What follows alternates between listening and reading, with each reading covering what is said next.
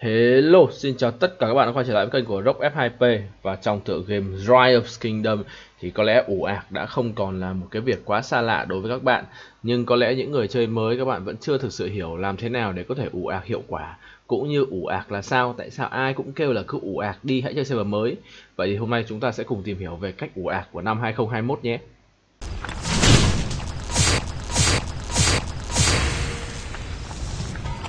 Trước hết thì các bạn có thể nhìn thấy ở trên màn hình chúng ta đang có rất là nhiều những cái chấm màu xám và màu xanh ở đây. Thì những chấm màu xám ở đây là thể hiện cho những ngôi làng và những cái hang ở trong game chưa được dò, và những cái chấm màu xanh tức là những cái ngôi làng và hang đã được dò. Thì khi chúng ta dò những cái ngôi làng và hang này, các bạn sẽ được rất nhiều phần quà đối với những cái nick mới. Ở đây mình sẽ thử dò một cái này, có tên là làng bộ tộc, các bạn sẽ được 2 cái sách kinh nghiệm. Tiếp tục dò một cái làng khác, tiếp tục sách kinh nghiệm. Thì đối với các bạn mới chơi, cái việc mà các bạn có thể dò được hết hang và làng trước người khác ấy thì sẽ là một cái lợi ích rất là lớn. Đặc biệt là khi các bạn dò hang thì các bạn sẽ nhận được những cái vật phẩm là cái kho báu hang động cấp 1, cấp 2, cấp 3 này. Và khi mở những vật phẩm này, các bạn sẽ nhận được rất là nhiều game speed cũng như là tài nguyên. Đây, chúng ta có thể thấy là các bạn nhận được cả điểm VIP này, AP. Rất là ngon so với tất cả những nick mới nha, rất là nhiều tăng tốc. Tiếp tục mở. Ngoài ra còn có rất nhiều tài nguyên nữa. Khi chúng ta mở những cái rương đó và khi chúng ta dò những cái làng bộ tộc ấy, chúng ta sẽ có cái bản đồ vương quốc này. Thì đối với bản đồ vương quốc này, nếu ở những cái vương quốc mà chưa mở sương mù, các bạn sử dụng sẽ xóa đi cái sương mù trong vùng 10 x 10 ô ngẫu nhiên. Còn đối với những cái vương quốc mà đã mở sương rồi ấy, thì các bạn chỉ cần sử dụng luôn, các bạn sẽ nhận được mỗi bản đồ là tương ứng với lại 5 cái tăng tốc chung, rất là ngon. Về bản chất thì ủ ạc có nghĩa là các bạn sẽ chơi lại một nick ở server cũ và các bạn sẽ dò hết tất cả những cái chấm này để các bạn có thể thu thập được nhiều tài nguyên, nhiều tăng tốc, nhiều speed nhất. Cũng như là các bạn sẽ chơi trước những người chơi ở server mới khác, thì khi các bạn coi server mới, cái nick của các bạn sẽ có cái lượng power cao hơn cũng như là có nhiều tài nguyên hơn so với những người khác. Cái ủ ạc trong game Rise of Kingdom này nó xuất phát từ cái trang bị, đó là cái vật phẩm nhập cư cho người mới. Có nghĩa là khi các bạn sử dụng cái vật phẩm nhập cư cho người mới này thì các bạn sẽ bay được đến những cái vương quốc mới, những cái vương quốc mà mới mở ở trong game. Và cái vật phẩm này có hạn sử dụng là 10 ngày. Vậy nên thời gian ủ ạc tối đa của tất cả những cái nick ở trong game ấy chỉ là 10 ngày mà thôi. Nhưng cái việc mà các bạn chơi trước 10 ngày ấy, trong 10 ngày đó các bạn có thể đẻ quân cũng như là thu thập tài nguyên trước và dò hết những cái hang làng như vậy, thì khi qua server mới các bạn sẽ, thứ nhất, các bạn sẽ được dò lại những cái hang làng đó. Nhưng khi các bạn dò lại những cái hang làng ở server mới ấy, thì các bạn sẽ nhận được ít quà hơn so với việc là các bạn dò ở server cũ. Một cái điều nữa đó là khi ở server mới thì để các bạn dò được những cái hang và làng này thì các bạn phải mở sương mù, còn ở những server cũ thì họ đã mở sương mù hết rồi. Một cái lưu ý cho các bạn ủ ạc ấy là các bạn không được nâng cái nhà chính lên quá cấp 7, tức là các bạn chỉ nâng tối đa là cấp 7 thôi. Bởi vì cái vật phẩm mà nhập cư cho người mới ấy, các bạn sẽ không thể sử dụng được, nó sẽ biến mất nếu như các bạn nâng cái nhà chính này của các bạn qua level 7. Nhưng làm thế nào để các bạn có thể ủ ạc hiệu quả nhất? Thì nếu như ngày xưa ấy, các bạn ủ ạc ấy, các bạn sẽ ủ ạc vào những cái server mà người ta win KVK để các bạn nhận được quà win KVK. Nhưng hiện tại thì cách ủ này các bạn sẽ không thể áp dụng được nữa nha. Bởi vì sao? Bởi vì cái thành tựu thập tự chinh này, tất cả những phần thưởng ở đây, thứ nhất là ở thành tựu cá nhân thì các bạn phải đánh man rợ và làm những cái nhiệm vụ, hoặc là những cái điều kiện này bắt buộc các bạn phải vào được trong map KVK. Còn hiện tại thì các bạn ở cái nhà chính level 7 ấy, các bạn sẽ không thể vào được map KVK, là các bạn sẽ không nhận được cái này. Tương tự đối với quà liên minh, thì nếu như trước đây các bạn chỉ cần xin vào cái liên minh ở win KVK ấy, các bạn sẽ nhận được rất là nhiều quà khi mà end KVK. Nhưng hiện tại thì nhà phát hành họ cũng bổ sung thêm một cái là cái điều kiện, đó là điểm danh dự cá nhân này. Thì các bạn không vào được map KVK ấy thì các bạn cũng không thể có cái điểm danh dự này. Điều đó khiến các bạn là không nhận được những cái phần quà này luôn. Tương tự đối với phần quà vương quốc. Đó, phần quà vương quốc cũng có yêu cầu cái điểm danh dự cá nhân như thế này, thì các bạn cũng sẽ không nhận được quà. Dù các bạn có đạt được những cái mốc ở trên đi nữa thì các bạn không có cái mốc danh dự cá nhân này cũng không được. Như vậy thì nhìn chung ấy, cái nick ủ của các bạn ấy, nếu mà khi mà các bạn ủ của những server win KVK ấy, các bạn sẽ không nhận được nhiều quà nhá. Các bạn chỉ có thể nhận được nhiều quà khi các bạn ủ ạc ở cái server mà win KVK và các bạn xin được vào trong những cái liên minh top 1 đấy, những cái liên minh mà win đấy, nhưng mà thật sự trường hợp ấy rất là ít. Và mình nghĩ là đa số chúng ta cũng không thể nào xin vào đâu, rất là khó. Nên là mình nghĩ chúng ta sẽ ủ ạc một cái cách đơn giản hơn. Có 2 cách. Thứ nhất là các bạn có thể tạo ở một nick mới hoàn toàn ở một server mới, Tức là các bạn sẽ vào cái server mới các bạn chơi, các bạn không úp nhà chính vượt qua cấp 7, xong các bạn cứ chơi server đó, các bạn dò hang dò làng.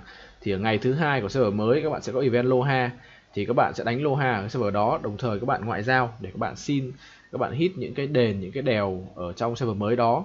Sau khi hit được thì các bạn sẽ sử dụng cái dịch chuyển người mới, các bạn bay sang một vương quốc mới nữa. Thì cái này nó khá là khó, bởi vì thứ nhất là ở những cái server mới các bạn phải dò xương, rất là khó để các bạn dò hết được cái hang làng ở ngoài map thường như thế này. Thứ hai là cái việc mà ngoại giao xin đền ấy, mình cũng đánh giá đó là một cái tỷ lệ khá là thấp, là các bạn có thể ngoại giao để các bạn ăn được những cái đền này. Ngoại giao để các bạn đi hit nhiều đền này, những cái đền này quà ăn cấp 1 rất là ngon, ăn lần đầu rất là ngon, nhưng mà rất khó để các bạn có thể xin được. Thì hiện tại mình thấy đa số người chơi, hoặc là như mình, bản thân mình bây giờ cũng vậy thôi, đó là mình đang áp dụng đó là chúng ta sẽ ủ ở những server mà mới vào KVK. Thì có lẽ bây giờ mà cái lựa chọn mà nhiều người chọn để ủ ạc nhất ấy, là các bạn thường chọn ủ ạc vào những cái server bắt đầu vào KVK để các bạn ăn được cái huy hoàng, cái sự kiện huy hoàng trong quá khứ này. Thì đây thì mình có tạo một cái nick mà nó đã qua được 3 cái giai đoạn rồi. Đây là quà một giai đoạn đã xong, khá là ok, cái này hoàn toàn free và nick nào cũng nhận được. Thì đối với cái giai đoạn này thì đa số anh em là sẽ thích cái event mà góp tượng như thế này. Ở đây thì cái nick này của mình không có cái tượng nào cả, thì sao mà cái tượng các bạn không xài, các bạn có thể sử dụng ở đây để các bạn đổi lấy những phần quà. Thì phần quà mà đa số anh em nhắm tới ở đây sẽ là 20 cái chọc cam và cái tăng tốc này, ngoài ra có chìa khóa vàng. Thì có lẽ là cái việc mà ủ ở server đầu KVK như thế này ấy, thì sẽ là một cái lựa chọn mà mình nghĩ là tốt nhất, và cũng giúp cho các bạn gọi là đỡ nhức đầu nhất, khi các bạn không phải xin vào những cái kingdom hay là xin vào những cái liên minh mà nó mạnh, những liên minh top 1 để các bạn ăn quà. Thì các bạn cứ tạo ở cái server nào mà vào KVK được đâu đó khoảng từ 3 ngày trở đi ấy, là các bạn sẽ được ăn cái event này. Event này thì khoảng khi mà vào KVK khoảng 7 ngày nhá, 6 đến 7 ngày thì sẽ có cái đổi tượng này. Thì các bạn cứ tạo một cái nick mới vào những cái kingdom đó. Thì cách để quan sát khá là đơn giản thôi, các bạn chỉ cần zoom ra ngoài cái bản đồ, các bạn bấm vào cái biểu tượng soi kingdom trong game. Đây thì khi các bạn nhìn này, các bạn nhìn vào những cái ngày mà vào KVK này, các bạn căn vào khoảng 7 ngày nhé, 6 đến 7 ngày. Tạo nick ở server nào cũng thế thôi, nó không khác gì cả. Ví dụ như cái KVK này thì 16 ngày là đã qua cái giai đoạn đó rồi, thì các bạn không nên tạo nhé. Các bạn tạo ở những cái kingdom mà nó mới vào KVK là ok nhất. Thì sau khi các bạn có được cái số kingdom mà đang ở trong cái cụm KVK đấy, thì các bạn tạo nhân vật mới thôi, khá là đơn giản. Các bạn ấn vào quản lý nhân vật, rồi các bạn tạo thêm một cái nhân vật mới nữa, các bạn đi kiếm cái kingdom mà các bạn muốn tạo. Thì có một số cái mẹo để các bạn có thể ủ ạc nó thuận lợi hơn. Thứ nhất là các bạn úp tất cả những cái công trình này lên cấp 7 hết. Sau đó các bạn có thể tạo một cái liên minh phụ, một cái liên minh clone nào đó để các bạn đóng góp vào liên minh. Thì cứ mỗi ngày các bạn sẽ nhận được cái quà đóng góp top 1 liên minh ấy, thông qua cái đóng góp công nghệ này. Các bạn đóng góp thì 9 ngày, mình cứ cho là 9 ngày đi, thì mỗi ngày các bạn sẽ được 8 tiếng, và các bạn sẽ được thêm một cái quà tuần là 24 tiếng nữa. Thì như vậy các bạn sẽ có cái lượng speed mà nó dư ra nhiều hơn.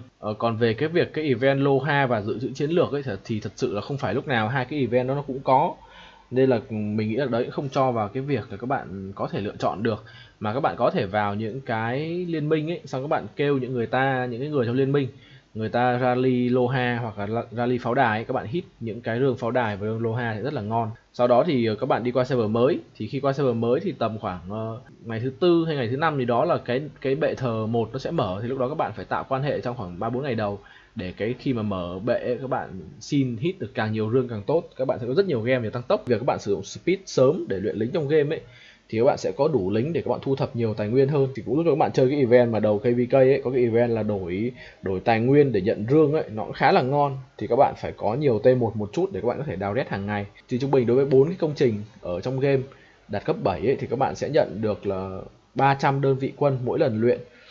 Và như vậy là cứ một lần các bạn luyện 4 công trình sẽ được 1.200 một ngày. Mình cho các bạn luyện khoảng 15-20 lần gì đó, thì khi các bạn hết ủ ạc ấy, các bạn sẽ có trong tay khoảng hơn 150.000 T1, nó cũng khá là nhiều. Một cái lưu ý nữa là các bạn cũng có thể nâng cấp những cái vị tướng ở trong game. Các bạn có thể úp bao bằng cái cách là úp cấp của những vị tướng này lên, và các bạn nâng sao, các bạn cộng cái điểm tài năng này. Thì cái việc này cũng giúp cho các bạn có một cái lượng bao khá là, người ta gọi là bao ảo đấy. Tức là những cái tướng này họ tăng bao cho các bạn, nhưng thực ra ở ngoài các bạn nhiều khi không mạnh bằng những người chơi khác. Thì đa số anh em ủ ạc thì đều muốn có một cái nick mà khi mà qua server mới có thể úp được khoảng 1,5 triệu pound để anh em ăn cái skin nhà. Lần này mình ủ ạc thì mình cũng đang có dự định là mình sẽ thử làm cái điều đó xem có làm được không, bởi vì nói thật với anh em là cũng chưa bao giờ mình mình ủ ạc mà mình lên được 1,5 triệu bao trong event đấy hết đấy. Mình nhìn chung thì cũng khá là làm biếng ủ ạc. Đa số nhiều anh em ủ ạc họ ủ lên cả 400, thậm chí có người nói là lên 500.000 bao cơ. Rồi mới bay sang server mới. Mình thì đa số mình chỉ ủ được khoảng 100-200 ngàn thôi. Lần này mình sẽ thử ủ full 10 ngày để xem kết quả là thế nào. Ok, như vậy là video về ủ ạc của mình đến đây là kết thúc rồi. Anh em nào mà có cách ủ ạc hiệu quả và tối ưu mà có thể là mình chưa nhắc đến trong video thì anh em có thể bình luận ở phía bên dưới để cho mình có thể áp dụng và test cho mọi người xem luôn, cũng như là anh em khác có thể học hỏi để có được cái khởi đầu trong game nó tốt hơn. Khởi đầu trong game tốt thì anh em sẽ có nhiều cái thuận lợi, ví dụ như là vào liên minh của bot này, rồi anh em cũng đỡ bị zero hơn, người ta nhìn thấy bao to người ta cũng sợ. Rồi, hẹn gặp lại tất cả các bạn vào những video sau. Bye bye.